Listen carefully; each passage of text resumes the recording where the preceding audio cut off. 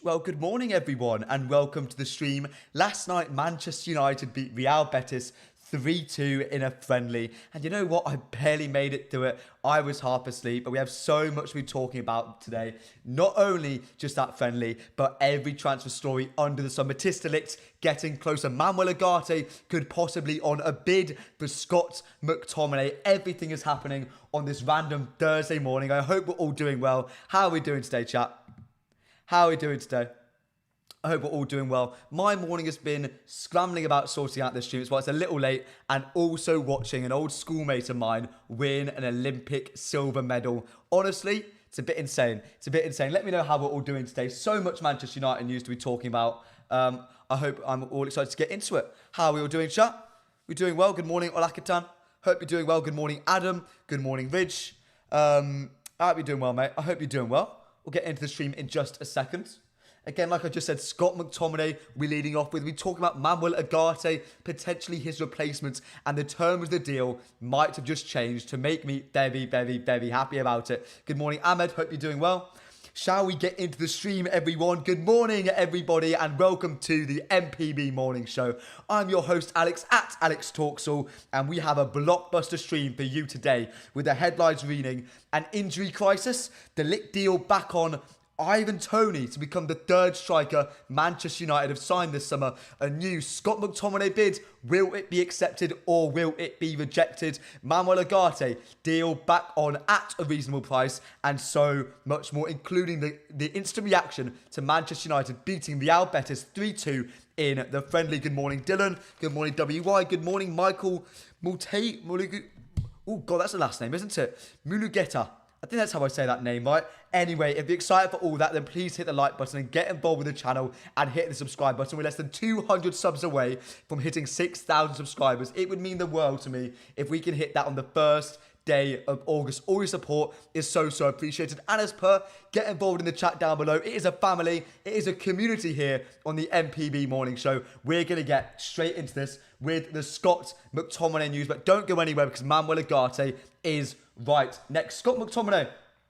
A man seen as one of the dominoes, as we discussed on yesterday's stream, for everything to happen for Manchester United this summer. To bring in another midfielder, Scott McTominay needs to go. We tried to move Casemiro on. There were no takers. Scott McTominay was the man lined up. TalkSport yesterday said Fulham are ready to submit a £30 million bid for Scott McTominay.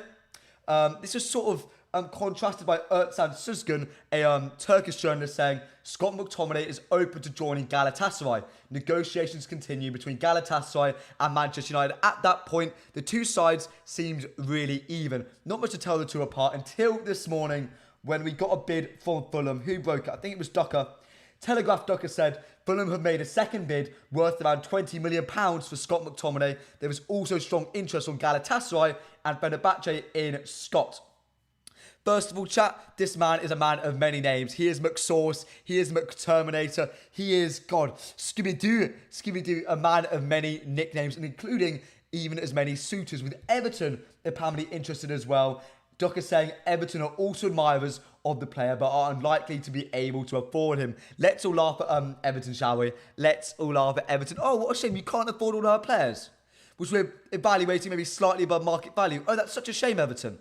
Oh, that's such a shame. What happened? What happened?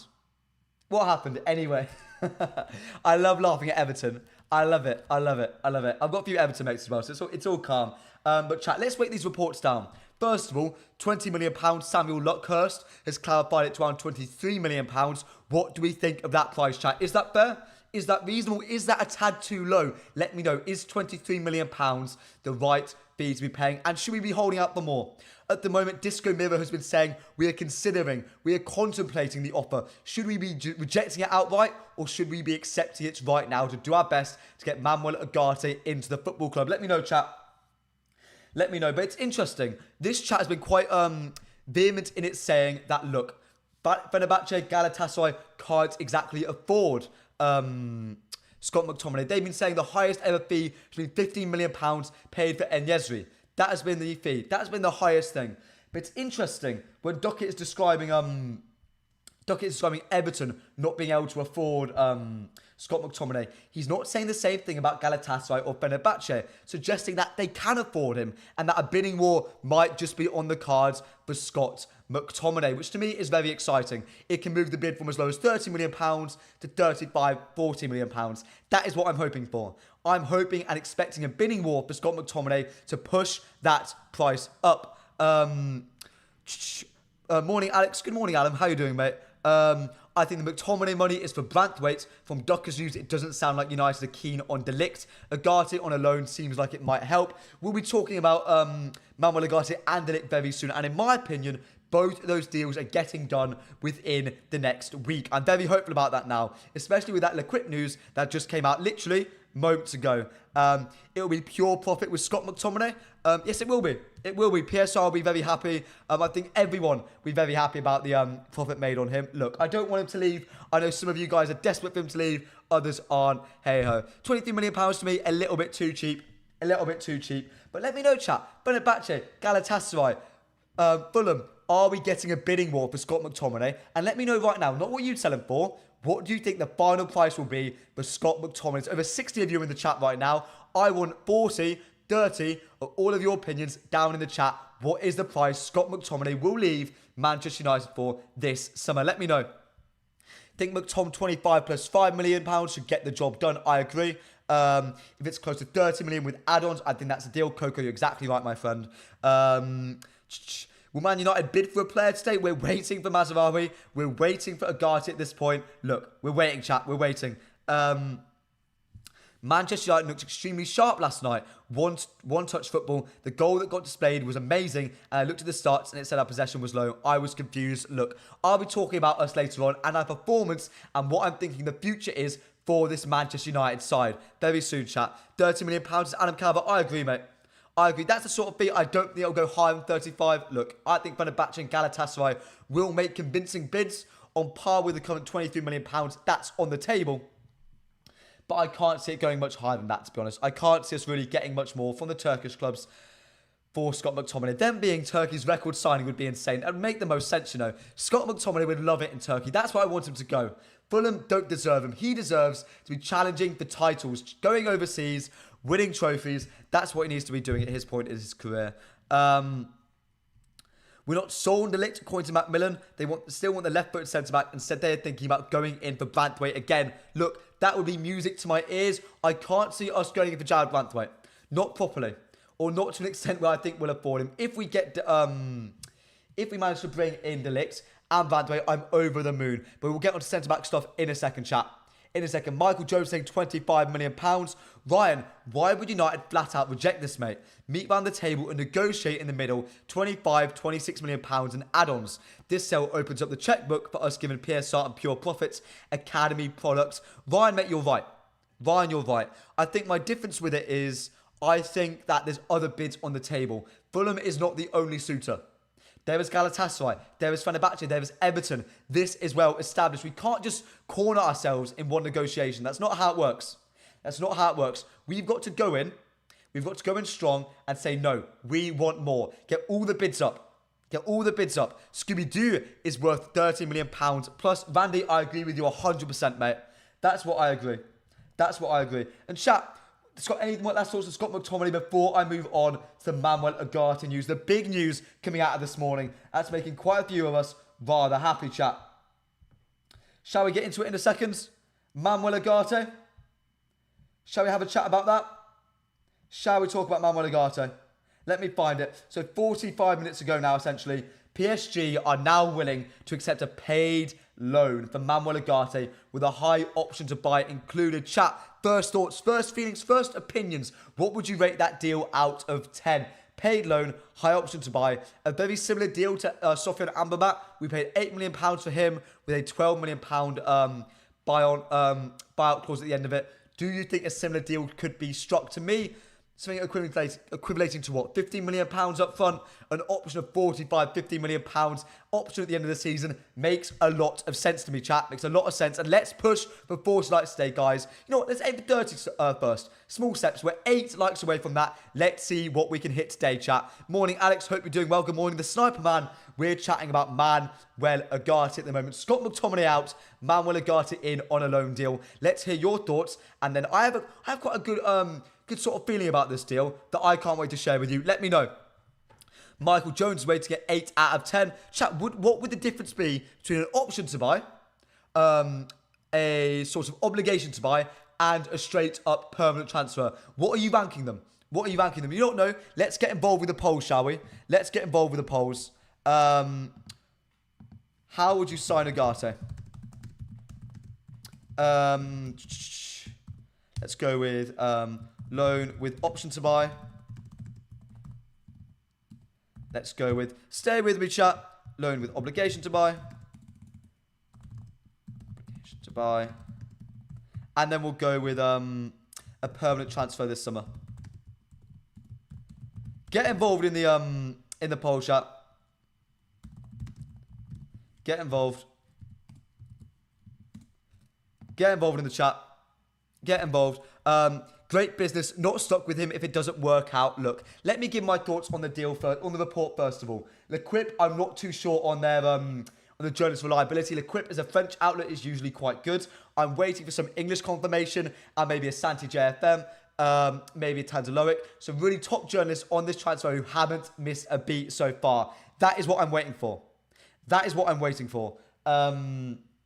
But look, they are usually quite good for French news, so I am taking this at a good value. It's a willingness of change. We've spoken about on this channel before how at the moment it's whoever moves first loses. At the moment, we preferably want a loan with an option to buy. They want a loan with an obligation or a permanent transfer. But both sides have been reported and been told to me, it's been told to me, that there's been a willingness on both sides to move at some point. This is something that could have always happened. United just needed to be patient. This channel has at times been a little bit negative towards United at the moment. The speed in which we're making deals, how we've been slow at times, how we should have moved quicker. This is why we're patient. This is why you trust the Dan Ashworths, the Jason Wilcoxes, the Dave Brailsfords. We can change a €70 million, €60 million, €55 million deal this summer for what is essentially, in my opinion, a stopgap option. Someone who the club isn't sort of unified about, who is, at the end of the day, in my opinion, a better Fred. He's a great player to have around the squad, brings lots of energy. He's better on the ball than Fred, a better dribbler than Fred. He doesn't have that discipline, that positional nous to be a long-term number 6 for Manchester United Football Club. But at the moment, for now, that is an excellent stopgap option. And to be a good stopgap option, you need a good price and a loan with an option to buy. Mwah. Chef's kiss, in my opinion. Chef's kiss. The same old stories every day. I disagree, Robert. I disagree. This is new news. Scott McTominay, a brand new bid. Things are moving at Manchester United Football Club, chat. Things are moving. At the moment, 53% of you are agreeing with me. Only 32 votes. Chat, there's over 80 of you in the stream right now. Get involved down below and get involved in the poll. Let's get that to 45, 50 votes. Let's get involved in the stream. Patience is overrated. Oh, for God's sake. Oh, for God's sake. Mohammed Fajr says, hoax account? What do you mean a hoax account? What do you mean? This is the actual mufcMPB channel, mate. I'm sorry, pal. I'm scared the Licks will go away just like Gakpo. The Licks not going anywhere, mate. The Licks not going anywhere. We're chatting about him soon. We'll chat about him soon. He is not going anywhere. He is a replacement for Casemiro. Casemiro's not going anywhere, mate. As the Muppeteers revealed 2 days ago on the stream. Look, 2 days ago on the stream. Not on the stream, sorry. With Neil Condola, a good friend of mine. He said, we're looking on a way to work him into the squad. How do we get the best out of Casemiro on his frail, older legs? Well, look, bringing Ugarte makes a lot of sense. Only Paul's rush. WY says, we need De Ligt. Chat, we'll get on to De Ligt in a second. I'm going to make sure there's no other news coming out about Manuel Ugarte. Making sure we get any corroboration, I'm the first on the scene about it. Let's see what we're waiting for, chat. Let's see what we're waiting for. But let me know, chat. What would you pay for Manuel Ugarte? what's the fee you'll be paying at this point? What's the fee? What's the fee? Is it the 70 million euros? Some of you in here are really quite high on him. Some of you, 45 million, 40 million, 50 million pounds. That is sort of what we're looking at. To me, alone with an option to buy 55, 60 million euros, that is the sweet spot. That is the perfect fee to be paying for Manuel Ugarte. Gakpo was a glazing mistake. I agree with you, mate. I agree. After last night, I'm seeing how sharp Jadon Sancho looks. I want us to keep him. He really looks good as a false nine, but he could just be pre-season all over again. We'll talk about the game later on. Let's get all that out of the way. Let's get all the transfers, the boring business out of the way. Then we'll talk about the game. And Ugarte rest are optional. I mean, Ugarte is important. I will agree with you there. I will agree. Just give me De Ligt. God, you lot are so high on De Ligt. You lot are going to love it when I tell you that there's an equal chance that we get Banthwaite to De Ligt this summer. Honestly.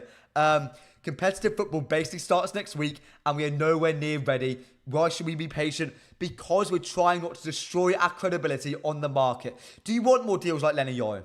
Do you want more deals like Joshua Zirkzee? Do you want to get them at a cut price? Lenny Yoro for what? 60 million euros. As high as it is, 60 million euros is expensive. I still think it's cheap for how good Lenny Yoro is going to be. That's how good he is. Joshua Zirkzee, 34 million pounds. The smart, intelligent deals, that is what Manchester United are doing. Do you want that to continue? Yeah, you do. I know football starts next week and things are accelerating and we'll talk about that in just a second, how everything is changing because of the injuries to Lenny Yoro and Rasmus Højlund. The potential injury crisis already taking place at Manchester United, but we can't just give in so easily. We want to be able to dominate for years and years and years, and we won't do that if we shoot ourselves in the foot in the transfer window. That's the thing. Give us 1 second, chat, and we'll go on to be talking about the rushed moves or the accelerated moves to De Ligt and Ivan Toney, of all people. His name just doesn't go away, does it? He's always around. He's already around. And chat, if you're enjoying the stream so far, we are 7 likes away from 40 likes today. It would mean the world to me if we can hit that. All your support on the stream is greatly appreciated. And as per, smash the subscribe button at mufcMPB on Twitter and at Alex Talksall on all platforms if you want to follow me anywhere else. Dan Mazungu says, competitive football doesn't start for 2 weeks, but should we get our players in with more than 1 week's worth of training? The Community Shield is not competitive football. I agree with you, mate. I agree. Loan with option to buy, 54%. Manuel Ugarte, 52 votes. I really appreciate all your support, chat. Chat, what do you think is a fair fee for Manuel Ugarte this summer? Loan with an option to buy. What would you be willing to pay for Manuel Ugarte next season? 80 million pounds? 70 million euros? 60 million euros? 50 million euros? Don't know where the 80 million came from, to be fair. That was a bit of a rogue shout. But anything else, let me know, chat. Let me know. What would you pay as the option to buy? Say he impresses. What are you paying next summer to bring in Manuel Ugarte on a permanent deal? Ivan Toney is a different profile and we really need that focal point. Højlund isn't the Toney target man level yet. I mean, Højlund isn't a target man. That's not what he is. Erling Haaland isn't an Ivan Toney. Rasmus Højlund is more like Erling Haaland than he is Ivan Toney profile-wise. That's what he is. He is an outlet. He is a physical force. Sure, is his build-up play good? Yes, it is. He's quality with the ball at his feet, but he's not great at holding off big boy centre-backs. That's not his game. His game is spinning them, getting in behind, and beating them with his pace, with his power, with his sort of just physical prowess. That is what he's good at. 50 million euros, I think if it's a loan with an option to buy, it's going to be a bit higher. 60 million euros to me is fair. 60 million euros, 55 million euros, yeah, it seems fair to me. According to Plettingol, there are no plans to sign Toney, and even then, Brentford won't sell because of the injury to Igor Thiago. Look, £40 million and a bit of a push from Ivan Toney gets him out the door, and they can sign another striker. That's what they can do then. That is how we'll get him. You know what, Macmillan, don't know what this Ivan Toney noise is when we signed Chido and told him he is a third choice striker. Look, I'll be talking about that in a second because Ivan Toney, if we sign him, would be our third striker signing in one window. Is Toney free next year? Is he? Chat, could someone check, would Ivan Toney be free next year? Would he? Is it his last year of his contract? Let me know. You've got to bury mine the lawn. Dan, mate, what?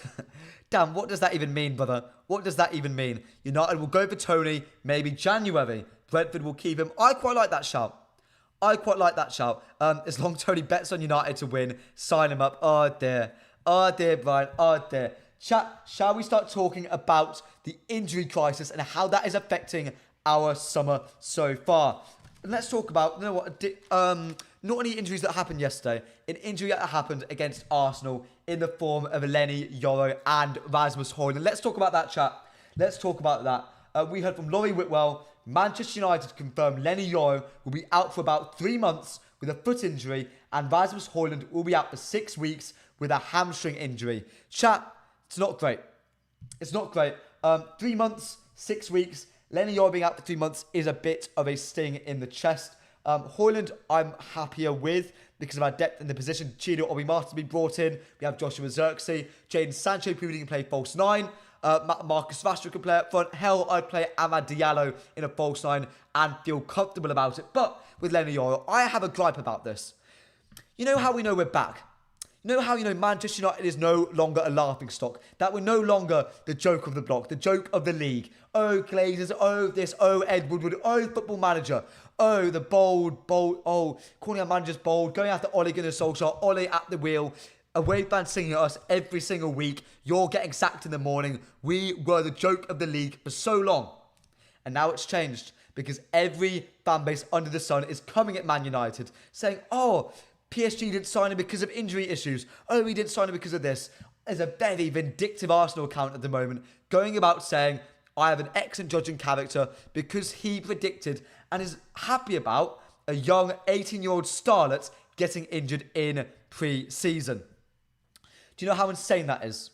Do you know how insane that is when it's complete lies, when they're aggregating Tanzaloic and L'Equipe, saying that's why PSG didn't sign him. Yet, if you look at Fabrizio Romano, he says Manchester United are not worried about Lenny Yoro's long-term fitness. He has been unlucky with this injury. His medical tests were perfect. Chat, like, come on. He is all fine. It was just unfortunate. The same way Kobbie Mainoo was unfortunate. And some people were saying, look, there was a problem in his foot. And you know what there probably was? In the same way Rasmus had a problem in his hip. In the same way everyone has a niggly part of their body, which isn't great. And that's the thing with Lenny Yoro. It was just unfortunate. It's just unfortunate. And again, talking about people saying, oh, we didn't actually want him. The injury record scared us off. Well, shall we talk about that? Chat? Let's speak about this.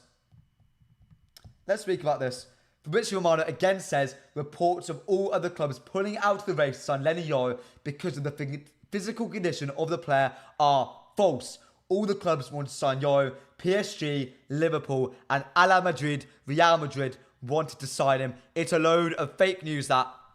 A load of fake news. Whoever injured him will probably get sent death threats now. I hope not.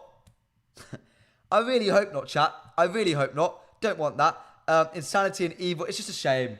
It's just when people wish on young players getting injured. To me, I don't like it. I've never liked it. But shall we get... That was a bit of a rant from me. Sorry, chat. So I try to stay really positive usually. But it does frustrate me. But shall we chat about the silver lining of the injuries? In every cloud, however dark it is, there is always a silver line around it. Let's chat about it.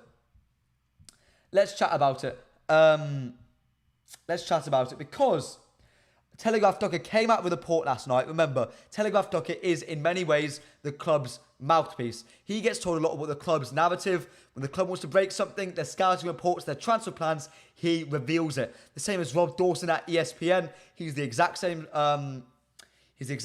as Docker, except he usually specialises in like just sort of transfer reports, scouting meetings. He gets a lot of his information from there. And they both spoke a lot yesterday. Docker said, so we'll start off with ESPN. Start off with Dawson. Dawson said Manchester United were keen to bolster their defence before Lenny Yoro's injury, and their search is likely to step up now the Frenchman has been ruled out. I'm going to leave this sort of thought in your mind while we look at the other news. Again here, likely to step up. Are we being reactive? Is this the same Glazer Norwich that we're useful? Waiting too long, pouncing when something has gone wrong, being far too reactive. Is that what's happening here? Is that what's happening? Are we being a bit reactive? Are we waiting for the worst possible moment and will we be forced to overpay? Is that what's going on here? Is that what's going on? I don't know. Let me know, chat. Let me know. Is this a key example of Glazonomics? And theoretically, seemingly, there's another example of it here. Telegraph Ducker says the same thing. Manchester United were already hoping to bring in another centre-back in the shape of Matthijs de Ligt or Jared Branthwaite. But Lenny Yora's injury could now accelerate those plans. Chat, the keywords again, accelerate those plans. Something has changed. An injury, reactive. Were we going in for Jared Branthwaite? Were we going in for de Ligt? Actually, or have we waited to the worst possible moment to pull the trigger? Let me know. Let me know. Is he related to Charlotte Ducker? I don't think so. I don't think so. Yeah, I'm trying to sort it, Jonathan. I'm trying to sort it. I don't know. I don't know. Philip Opicic says, we are stuck with Alman-Bissaka, Lindelof, Sancho, Eriksen, McTominay, Anthony for next season again. 8th, 10th place. Here we come. Be positive, mate. Be positive. There were some great performers on the pitch last night. For every bad performer then, even then, Sancho, great. Lindelof, probably going to go. Scott, probably going to go. Anthony, well, it's a shame. Bissaka, probably going to go. Have patience. But chat, let me know, is this another example of Glazonomics going on at United? Have we all been duped by Ineos? Is that what's going on? Is that what's going on? Let me know, chat. Let me know. Again, Ducker says, Erik ten Hag wants another striker, with Brentford's Ivan Toney an option after Rasmus Højlund's injury left Joshua Zirkzee as their only striker. A couple interesting parts of the last two reports. The previous one, interesting to note, Jared Branthwaite has still not been scratched off of this list yet. Not quite scratched off yet. De Ligt has always been there. Even when the Branthwaite news went quiet, he's always been there. He's always been seen as a strong option for the Manchester United centre-back spot. Jared Branthwaite being put back into this conversation. The Muppeteers mentioned him 2 days ago on the MPB channel. Make sure you check out that interview if you haven't already. But look, that's been mentioned yet again. Jared Branthwaite's name is being brought up more and more at the moment. Are Manchester United going to go back in for a man they said they wouldn't overpay for? Let's think about it. Let's think about it. And again, the interesting part of this report, from Ducker, Erik ten Hag wants another attacker. Keyword attacker there. What does he see Joshua Zirkzee as? Is Joshua Zirkzee seen as an out-and-out striker for Manchester United Football Club? Is it? Because at this moment in time, I'm not too sure. I'm not too sure because constantly Chido Obi-Martin, according to Fabrizio Romano, is seen as the third striker at this football club. Behind Zirkzee, behind Rasmus Højlund. But is it that Zirkzee isn't properly a striker, but a versatile forward to plug in gaps along the front four? From the number 10, the shadow striker, the second striker, the role which Scott McTominay played so many times last season. On the right wing, on the left wing, where he can play, if needs be, and up front. Is that Joshua Zirkzee's role at United? Is he an out-and-out striker? Let me know. But let me know, chat. Are we reactionary at the moment? Is this another case, another symptom of Glazonomics at this football club? I'll give my opinion in just 1 second. Obi Martin is 12, though he's 16, but close enough. I told a witch doctor if I was in love with you, but... Adam, mate, you're all right. You're right, mate. Okay. We need to hire a black magic removal specialist at United to get rid of the curse once and for all. Enough now. It's just unfortunate. It's just unfortunate. And you know what? Whatever kill you doesn't make you stronger. Lenny Yoro will come back bigger, better, faster, more powerful, a better player because of it. That's what happens. That's what happens, chat. The names listed were people, so we will finish 8 at the same players that finished 3rd. I don't get that logic, to be honest, mate. I don't get that logic. It's Ugarte. Here we go. Hopefully very soon, mate. Hopefully soon. The new news coming out is very promising. Very, very, very promising. See if there's any more news coming out. I'm expecting a lot of news this morning. Don't think they are being reactive. Not everything Ducker and Dawson says is from United. They do say things to get clicks as well. You know what? They're usually pretty good, especially since the new Ineos team have come in charge. They've been trying to make sure all of their sources are top. They're trying to make that as good as possible. We don't need bench weight. We do. I think we need Jared Branthwaite more than Matthijs de Ligt. Oh, you know what? Here's a great question. Before I give my opinion on Ineos, are they Glazonomicing right now? What's your opinion? Who do we need more? Matthijs de Ligt or Jared Branthwaite? The right centre-back and Matthijs de Ligt big, strong, powerful. Leadership qualities are abundant. An incredible physical profile. Sure, not a top wide channel defender, but he's shown ability to be a top man in an Erik ten Hag system. Captaining his side at 19 years old to a Champions League semi-final. Beating Real Madrid and Juventus along the way. That is what Matthijs de Ligt is all about. That's what he is. Yes, he's shown flashes of a decline at Bayern. There is hope that Erik ten Hag can get him back to his best. Or you going with Jarrad Branthwaite, younger, more exciting maybe, going to cost a little bit more. But is it English? Has worked under Ruud van Nistelrooy before. Is arguably more versatile. Means we don't have to sign a left back. So Javi Mas is an easier pathway into the side. Is a longer term solution at left centre back. He's a physical specimen. Incredibly quick, incredibly powerful, a great box presence. That is what he is. So which one do we need? Jarrad Branthwaite or Matthijs de Ligt? Let me know. There's over 75 of you in the stream right now. I want 20, 30 responses. Just a name. Matthijs de Ligt, Jarrad Branthwaite. Will we going in for a centre-back quicker and sooner now? Let's have a talk about it. But shall we chat about the Glazer-nomics at the moment? Who are we talking about there? Is it Glazer-nomics? Are we being reactionary? The answer is of course not. Of course not. No, chat, you know my opinions on Ineos and how positive they are. It's not changed here. United always had plans. If you look at every word they're saying here, in Dawson's and in Docker's reports, it's always accelerate, picking things up, speeding things up. Because now it's not just a case of we need a player before the end of the transfer window. It's not that. We need a player before the start of the season. 2 weeks' time, we need another centre-back in. We need another striker in. That is what we need. No longer are we to wait. We need them in now. The plans have always been there. I think these deals have always been gotten done. They were always going to be done and dusted. Here we goes galore. Ugarte, de Ligt, especially those two. I think they're always going to happen. I think, in my opinion, they are inevitable. That's what I think it is. But they have to speed up now. And if that means we have to pay 5-10 million quid more, have to sell a player for 5-10 million pounds less, I think Ineos are happy with that. And we have to take our medicine because we cannot control that. We cannot control that, unfortunately. De Ligt gets my vote, says Randy Master. Harry Sportello says, but is it English? And so, I mean, mate, at the end of the day, I'm British. I'm more Scottish than English at the end of the day. So, hey, in my blood, Dave, I say, that's it. That's it. Jared, probably. Alex, I agree with you. Ed Lalou says Branthwaite. So says de Ligt. Oberchich says de Ligt. Sportello says de Ligt. Kadali Branthwaite, yes. Ahmed C. Alex, no one wants bench weights. This chat is saying a very different thing. Hands down, cards on the table, de Ligt. Yeah, fair enough, mate. I get it. Branthwaite is overrated. De Ligt and Branthwaite, yes, says Kadali. You know what? Yes.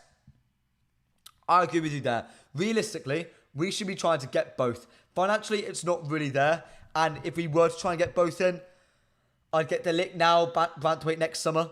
Because I do think we can get by without Branthwaite. And if it means we can invest in another centre midfielder, like Fofana, AC Milan have still not wrapped that deal up. Say we use the Scott money to bring in de Ligt, get Ugarte on a loan with an option, and then bring ourselves in a little, what do you call it? Fofana, I am over the moon with that. Run a poll? Why not? I'll run a poll for you lot. Who do Manchester United need more? Let's chat about that, chat. Get involved in the poll. I have a feeling my Branthwaite's going to lose. I have a slight suspicion. But you know what? Let's let the people vote. Branthwaite covers more holes in the team. De Ligt is quality, but not sure how he fits in. He fits in at right centre-back. That's where he fits in. I don't think he can do a job at right centre-back. Someone who I trust tells me that Yaro can play left centre-back. He knows a lot more about football than me. So I'm trusting him. And chat, trust me, we're 4 likes away from 55 likes. Let's see if we can hit that today, chat. Let's see. The Pole Prince. I don't know if I like that nickname. I don't know. Oh no. 65% you saying de Ligt. Let's see what that changes. Remember, chat. Jarrad Branthwaite. Let me do my piece. You lot are talking about de Ligt. Let me say Branthwaite. Branthwaite, young, English, worked on Ruud van Nistelrooy, an incredible physical specimen. Will be here for longer. Complements Lenny Yoro perfectly. I rest my case. Look, get involved in that poll, chat. And and we're talking about the Manchester United game in just a second. But actually, no, I lie. Ivan Toney. How have I forgotten about him? Ivan Toney, chat. Ivan Toney. Do we need him? As the De Ligt poll is going on right above my head, let's talk about Ivan Toney, shall we? Let's talk about Ivan Toney. Do we need him? In my opinion, no, but I do see why Erik ten Hag wants him. If Xerxes is seen as a man to plug holes at right wing, left wing, striker, number 10, even as an 8, I see the logic behind the deal. It makes sense to me. He is a jack of all trades in that regard. And to me, his best position, if used right, is that shadow striker, is that second striker behind, what do you call it?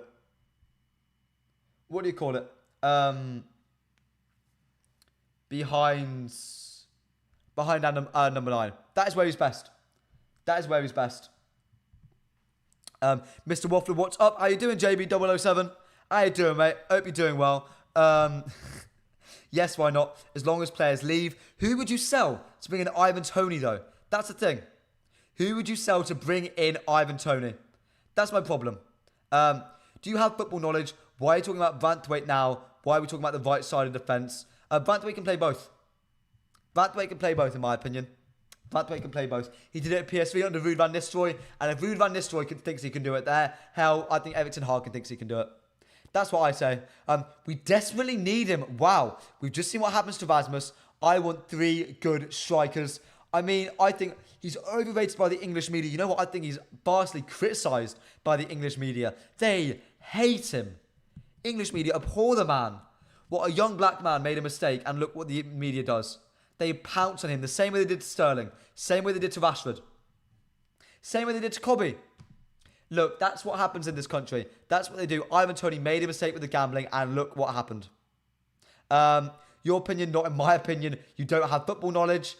Well, thank you, Sonny. I appreciate it, mate. Thank you for coming back to the stream. Yeah, look, when it comes to Ivan Toney, I think he's a man who the media doesn't like. And the only thing I like about him is how cool he is when he scores penalties. That's it. Toney isn't coming, not selling anyone. Where's all our money? I don't know. I'm as shell-shocked as you are, to be honest. I'm looking at Ivan Toney. I'm looking at us talking about De Ligt, talking about Branthwaite, talking about Mahanko. I'm looking at our midfield and going, can we bring in a midfielder, please, or 2? Bringing in Ugarte, sure, fine, but we do need another midfielder as well. I think it's a more pressing issue than Ivan Toney. I'll be frustrated if we bring in Ivan Toney instead of a midfielder. I don't think we need him. I think he's a luxury. I think he works if our midfield depth is Bruno, Xerxes, our number 10s, with Mount being a floater between our number 10 and our number 8. That makes sense. But you also didn't have to move Eriksen on for like £5-10 million. You didn't have to probably move on. Maybe bring in a Fabio, bring in a Ugarte as well. That's my opinion. Sonny, let's be friendly. Yeah, you know what? No, he's allowed to have no ball knowledge. He's allowed to say that. He's allowed to. Toney also has the arrogance leader at United. Some fear in the tunnel. No, it's not fear. It's not fear. It's fearlessness. That's what I love about Toney. More than the arrogance, more than the sort of macho-ness, it's the fearlessness Ivan Toney has. Much talk about transfers, but not much going on. Do you know how many lawyers, bankers, 3rd, 4th, 5th, 6th opinions you need to get on contracts before you put a bid in? Do you know how much money is involved at stake? It's not like you know what, you going down to the local shops and buying yourself a new pair of football boots, using your birthday money, your latest paycheck. It's not that. It's spending tens of millions of pounds. There's a reason transfers take so long, especially when we're negotiating, because £1 and £2 million is a long distance to go. That's what it is. It's a long distance, mate. It's a long distance. The thing with Ivan Toney, what I don't love about him, he's a bit of a merc. He's a mercenary. He is guns for hire. He's a merc with a mouth. He is the Deadpool of world football. Great. You've not seen the movie, by the way. You've not seen the movie. But yeah, that's what I quite like about De Ligt. It's quite like what I like a lot about De Ligt. Graham Bailey and Ducker both broke the news that De Ligt has been not sort of talking to other parties. Other parties have been interested in De Ligt. They've been talking and he has said no. He is giving full priority to Manchester United. And by the way, any source, whether it be Ducker, Dawson, Graham Bailey, all of them over the last few weeks and months have proven themselves as top journalists when it comes to their respective fields. Graham Bailey is great at talking to agents, at talking to clubs, figuring out interest, figuring out who's being interested, who's talking to who. That is what he's great at. People like Dawson are great at scouting meetings. Docker is one of the club's mouthpieces. Everything I'm saying, look, that's what I'm really happy talking about this. That's what I'm really happy talking about this. PSG accepts loan deal for Ugarte as an officially, or what? Or just the quick report? Because we've already spoken about that, mate. I can't see anything new. Branthwaite has Maguire vibes about him. We can't be paying 70 odd, go for Matthijs de Ligt, who has 24 experience and only needs £42 million. Mate, let me tell you something about Branthwaite. He is nowhere like Maguire. He is quicker, he is faster, he is more agile, he is left-footed. Maguire is right-footed. Branthwaite can play at left back, left centre-back, right centre-back. Maguire can't play on either fullback because he's not quick enough. He's not a good wide defender. They're both good in the air. The thing you see about them that's similar is they're English and they're a centre-back. They have no similarities stylistically at all. At all. Branthwaite is not as good on the ball as Maguire. He is more consistent though. He will make less mistakes. He is more rash. He is more dynamic. He is more engaging than Maguire. But you can't get better than the Maguire slabhead at getting balls out the box. That's the thing. That's the thing, mate. That's the thing. Comparing Branthwaite to Maguire, it's not lazy. It's just misinformed, personally. They're very different players. Very different players. Toney is a Manchester United player. Mentality and ability is there. You know what? De Ligt at the moment is seen as the most likely player. Is the player who we need more at United between him and Branthwaite. But chat, interesting that you talk about him being a United player. Out of all the players we're linked to, Manuel Ugarte, Matthijs de Ligt, Ivan Toney, Jared Branthwaite, Yusuf Afana, David Hanko, Kadioglu, oh God, who else? Dominic Calvert-Lewin. There's going to be some more names we can throw out. Tyreek Mitchell, Denzel Dumfries at one point, Mazraoui. All of these names, which one of them to you is the most Manchester United? Which one of them embodies United the most? Who do you think of? You go, yeah, I see him being a captain. I see him wearing the red like he was born in it. Which one? Which one? To me, it's de Ligt. It's de Ligt. That's one of my main reasons why I'd be so happy to have him. He screams Manchester United. It's a perfect cultural fit. A big personality, a big body. Someone the fans can rally behind, get behind. That is what Matthijs de Ligt is to me. That's why I love him. That's why I love him. Honestly. Isaac Jordan Branthwaite for him to fall down. Jeffrey, mate. Isaac is a top forward. So is Cole Palmer. And every centre-back makes mistakes. Virgil van Dijk got skinned by, I don't know. Who was it? It was Perisic all those years ago. Anthony Martial decked him when he was at Southampton. Shock horror, defenders are going to lose duels. Shock horror, forwards going to lose duels. It's not surprising, mate. Players are going to be beaten from time to time. They're not perfect. So, look, that's my opinion on it. That's my opinion. I do. What you said something about pricing wise. Let's see. Maguire was fired last season. I agree. I think we should hijack the full club deal. You know what? I don't think so. If we wanted to, we would have done it already, and we haven't been linked to him once all summer. Adam Calvin says, I know he's 31, but he is experienced. De Ligt, says Ahmed. DCL is a big no. I don't even choose him in FPL, let alone United buying him. Yeah, too right, mate. Too right. The comparison is on the pricing, not attributes. We won't pay Maguire deal. We won't pay that price. Promise you. De Ligt needs to come in now. Yeah, that's fair. That's fair. De Ligt and Toney amongst them having the personality to be United players. Both of them would fit in really well at United. Both of them would fit in really, really well. Any last opinions on that, chat? Then I'm going to get into talking about the game yesterday. 3-2 to Manchester United against Real Betis. We'll be talking about that in just a second, chat. Talking about that in just a second. Wow, one cop of a player dribbling past him. What a name point to make. Hey, mate, come on. Ineos went in for him. And, why do they never go for De Ligt first? Use your brains, and he was cheaper than both. We did want De Ligt. I think we were surprised at how cheap De Ligt was. I think we put in an inquiry going, look, we like the player. How much are you talking about him? I think we were shocked to hear the prices quoted, and that's why we've gone in for him. In my opinion, at least. In my opinion. But chat, shall we get on and talk about the game yesterday, everybody? Shall we talk about that? Shall we talk about that? Shall we talk about that? 3-2 yesterday. Did anyone watch the game? Did anyone stay up? I was half awake throughout some of it. That's how I would say my mental state was. I was in and out of sleep. I watched bits of it. I saw the Ahmad goal, which made me happy. Here's someone I want to talk about in depth today. In depth. In depth. I'm going to talk about him in depth today. No, what was your opinion on the game yesterday, chat? What was your opinion?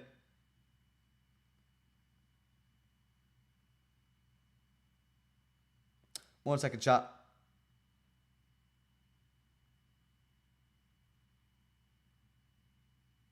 Let me know. Let me know. How do we find the game yesterday? I did. It was at 5 a.m. Jesus Christ. Oh, you lot, anyone who's overseas fan watching my channel right now, you have all the respect in the world. You have all my respect and so much more. All my respect and so much more. Because I couldn't do it. I could, but I couldn't do it happily. That's how we watch every United match in India. I know, mate. I know. Props to you lot. Jesus wept. You lot are so committed, you know. Casemiro is still useful. Was he that good? Was he that good? My stand-up performers was Amad Diallo. Amad Diallo, Harry Amas. I've got a video on Amas coming out very, very soon on TikTok. So make sure you go catch me there at Alex Talks, so you don't want to miss a beat on me there. Not seen the goals yesterday, so I don't really know. Go watch them. Go watch them. Harry Amas looks class. He's young. He's dynamic. He is... You know what? Bit of a spoiler for my video. His body manipulation, his ball control, the way he dribbles with the ball reminds me of Eden Hazard. That is how good he is on the ball. I have not seen a technically proficient on the ball, on the pitch. He is a genius. He is an absolute genius. And he's incredible. Honestly, he's absolutely incredible. I think, would I send him on loan? I think there's a dependence on this. If we sign an athletic, versatile left centre back in a Jared Branthwaite or a David Hanko, I am fine in keeping him master this season and giving him starts in the Carabao Cup, FA Cup, Europa League, maybe even a Prem start. That is how good he is. I think off the ball, he lacks that burst. He lacks that ability to cover wingers. That's what I see Amas as. He does struggle in that. And he needs an incredibly powerful centre-back next to him. That's what he needs. Lisandro Martinez doesn't have that explosiveness, that power. That's what we need. Amas, to me, is off the ball lacking explosiveness as well. He's not the fastest player in the world. That can be changed. He's not slow by any means. He's quite quick, but he needs a little bit more burst about his game for me to be happy with him off the ball. At least at the moment. Good day for David Ornstein. Masterpiece. I would love a David Ornstein bomber of Fabrizio Romano. Here we go. That'd be great. That would be great. Let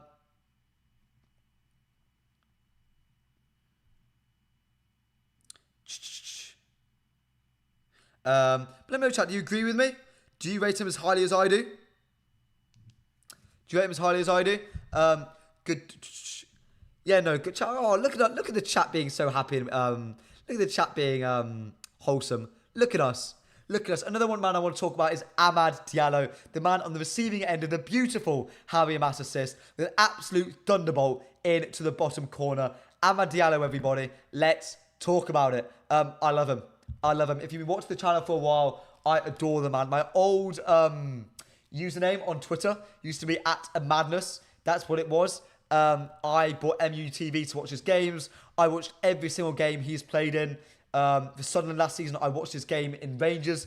Even when he was at his lowest, I was there watching Amad Diallo. I was his biggest supporter. I was there when he was starting in Rangers under-21s, Sunderland under-21s, barking about him, saying just how good he was, and no one truly believed me. And you know what? I'm so glad he's getting his props. To me, without a doubt, he is our starting right winger. Against Fulham, if he is not starting on our right, game's gone. Game's gone. Honestly, game's gone. I think Anthony shouldn't be anywhere near him.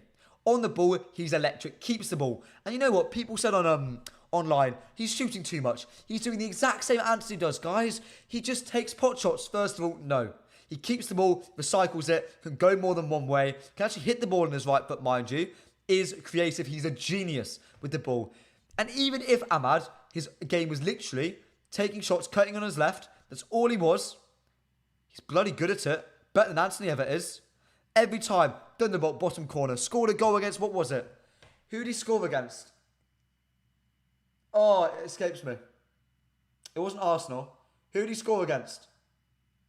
God, I forgot. He scored earlier, a very similar goal. That is Amad Diallo personified. Personified. I love him. I love him. I think he has a huge role to play. Fabrizio Romano, let me get the report up. Let me get the report up very quickly. Let me get the report up.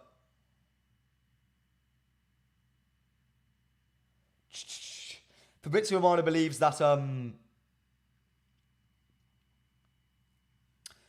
we're going to actually see how Ahmad does this season, and we're going to discuss his contract in January, maybe trigger his 1-year extension. If I'm Eric Ten Hag, if I'm Dan Ashworth, if I'm Brailsford, Wilcox, Bravado, whatever, I give a new contract today.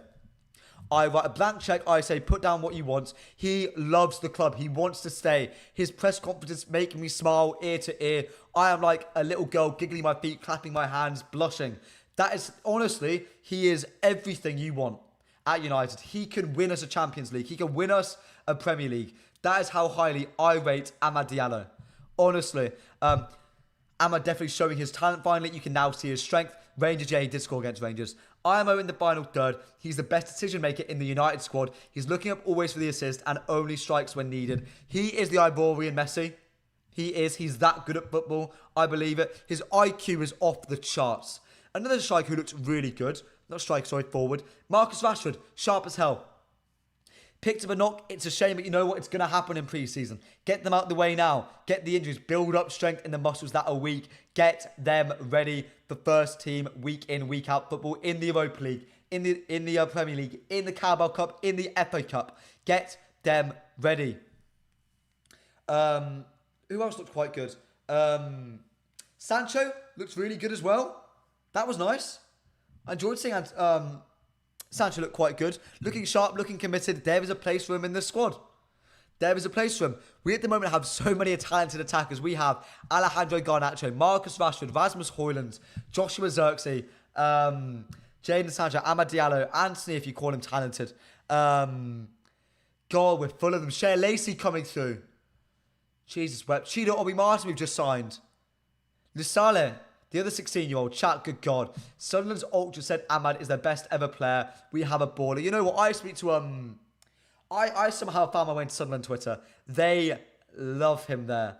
They love him. He is their sweet prince. He is adored over there. My favourite ever moment of Ahmad is and when he scored against Newcastle, end of last season. Pitch side interview. And he told, something against He's like, yes, I played for Sunderland. I like scoring against Newcastle. Honestly, I was so proud of him. He is, stop saying Rashford is talented, says Luman. Mate, no. Marcus Rashford is the most talented player at this football club. He's not the best. I think at this club right now, hot take, the best three players at Manchester United goes Bruno Fernandes, Marcus Rashford, Amad Diallo. Best three players. Best three players. Are you picking Amad over Nacho? Yes. On the right, 100%. Oh my God, yes. I've been saying this for a while, but I was, you know what? I let you guys say, you know what? I let you have your fun with Garnacho on right wing because you know what? He had been performing there. Look at what Amad is doing. Look, he is, chef's kiss, incredible. He is incredible. I'd start Rashford, Zirkzee, Amad in the Charity Shield. You know what? With the way Sancho played yesterday, start him as a false nine or throw Bruno there. Look how good it did against him in the final. Anyway, you know what? That's what I'm talking about. These small players, ball just sticks to them. You know what? No, I think you have to balance these smaller players with monsters around them. It's what I want, in my opinion, the perfect front four for us. Rasmus Højlund up front, Marcus Rashford on the left, Amad Diallo on the right, Joshua Zirkzee as the 10, Bruno Fernandes as an 8, and Ugarte as a 6, and we're being really, really attacking. That's incredible. We would murder teams. On transition, we're useless. And I don't think it would work. But you know what? It would score a load of goals. It would make me really, really, really happy. Mainu, most talented Garnacho over Ahmad. No. I did forget Mainu. Maybe Rashford's. No, maybe Bruno, Rashford, Mainu, Ahmad. We have a good squad, don't we, chat? We have a good squad. Rashford the best. That's so far for me. I'm out. Steven, love you, mate. Hope you have a good one. Enjoy yourself. But chat, speaking of going out, speaking of leaving, I have to go now, chat. I'm really sorry. Having to leave early today. I'm really sorry I have to leave now. But busy day for me. Busy day. I've just watched one of my old schoolmates win an Olympic silver medal. So you know what? That to me is an insane start to my day. I'd love that I'd be able to share this short time with you. Remember to go hit the like button. If you haven't liked the video already and you made it this far, make sure you smash that like button. And as per, less than 200 subscribers away from hitting 6,000 subs. Make sure you show your support to the channel. And as per, get at me at AlexTalksAll on X, Instagram, TikTok, and now YouTube. My first video is going to be coming out very, very soon.